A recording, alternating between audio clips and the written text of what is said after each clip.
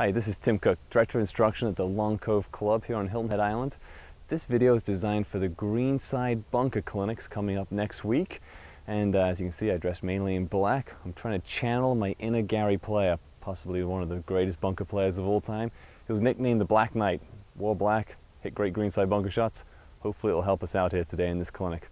So what I want to do is, first off, we'll start to talk about a little bit of setup for your greenside bunker. We're going to assume flat lie in the clinic. We'll talk about some uneven lie shots as we progress, but everything we'll do here is assuming a relatively flat lie hitting to a greenside bunker, a shot maybe going 30 feet or so away from you.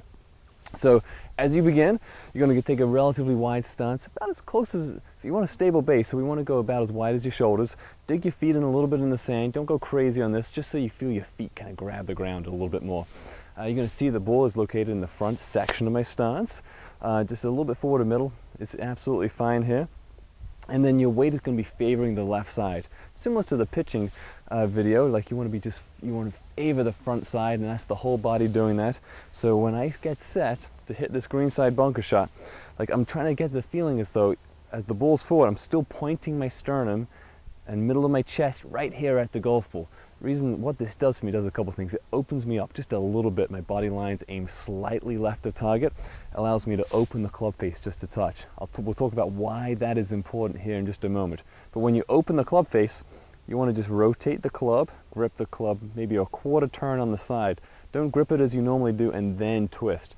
So quarter turn, grip on the side. So balls forward, weight slightly forward, sternum pointing at the golf ball, and then from here, because the club face is open, that leading edge is going to point relatively at your target. Maybe just a hair right, because the ball still wants to go where that club face is pointing when it hits it. So have your club face and the leading edge of that club face pointing pretty much at the target, to a hair right if anything. All right, so there's the basic setup. From here, the shot and technique in the shot itself. We'll go slowly here. As you swing the club back, you want a very stable lower body, but allow your chest to rotate just a little bit. As your chest rotates, you really need to feel a bit of hinge of those wrists.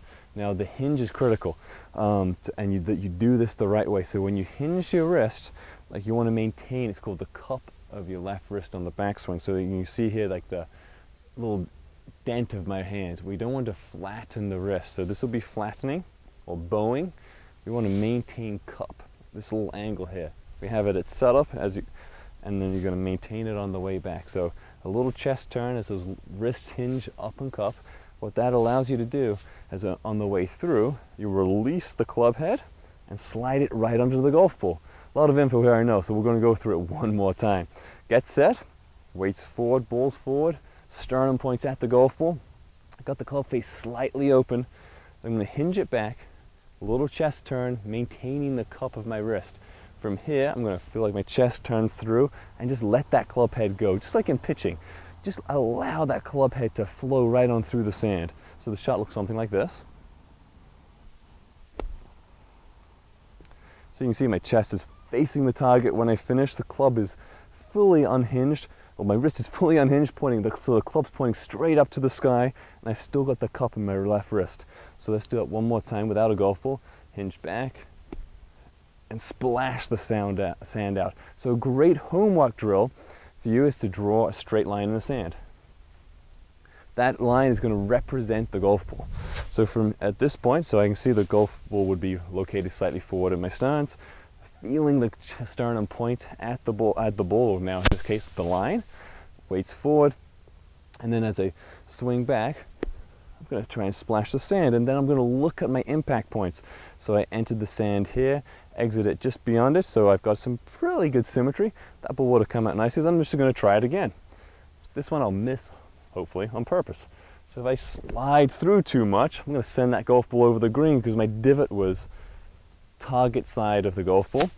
If I swing back and shift my weight, hang on the back foot, now my divot's well short of where the golf ball sits. So you can tell how you want to turn in a centered fashion, and your divot pattern using the line exercise can really help you out and give you some feedback before we get to the clinic next week. So one more time, we'll run through it. Set up, weight slightly forward, shoulder width stance, dig your feet in, Ball's in the front section of your stance. We've opened the club face up just a little bit. At first, just practice that at home. Don't even need a bunker, just get comfortable with the setup. As you swing back, you'll have a little wrist hinge, maintaining this angle, that cup of the left wrist. And as you swing through, try and still feel as though you finish with that cup club shaft pointing up to the sky. You may even feel like your elbows have to fold a little bit to get to this point, because we want that club head to splash under the sand. One really important part of bunker play is that when you actually hit the sand first, you're going to feel as though the back edge of your sole of your club hits the sand first, not the leading edge. We'll do a quick demo as to why that would be the case. So if I go forward and I dig and lead, I take a really deep divot, that ball will not come out of the sand very well. So your divot counts here. We want to see this little thin slice of sand get splashed out onto the green. So we want to splash as opposed to dig. Hope this helps. Do a little homework this week, work the line drill, get used to the setup at home. You don't even have to do the setup in a bunker. Maybe just start on the side, walk to the side of the bunker edge, and just practice the setup. Get comfortable with that concept and getting a feel of that club head sliding through the sand, even without hitting a golf ball. It'll tremendously help your bunker play, and we look forward to seeing you around the club this week.